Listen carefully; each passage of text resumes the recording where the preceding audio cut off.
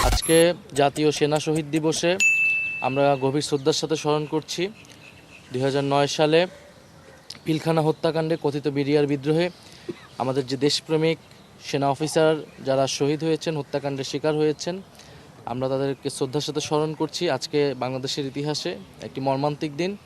57 জন দেশপ্রেমিক সেনা অফিসার সহ আরও আরও 74 জন, প্রায় 74 জন ব্যক্তি আজকে কিন্তু নিহত হয়েছিলেন।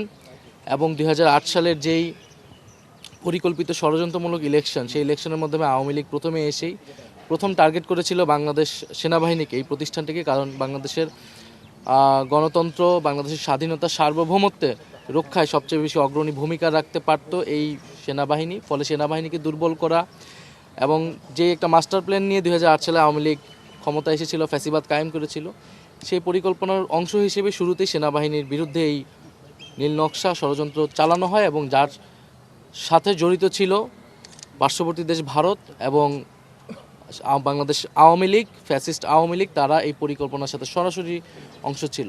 ফলে আজকের দিনে আমরা শুধু শ্রদ্ধাঞ্জলি জানাতেই আসি নাই। আজকের দিনে আমাদের বক্তব্যটি হচ্ছে যে এই হত্যাকাণ্ডের বিচার আমরা চাই এবং বিডিআর যাদের গ্রেফতার করা হয়েছিল বিভিন্ন সময়, আমরা মনে করি না যে সেটা সব সুষ্ঠু বিচার বা ন্যায় বিচার হয়েছিল। কারণ আমাদের কাছে কিন্তু পুরো ঘটনাটা আসলে জাতির সামনে এখনও উন্মুক্ত হয়নি।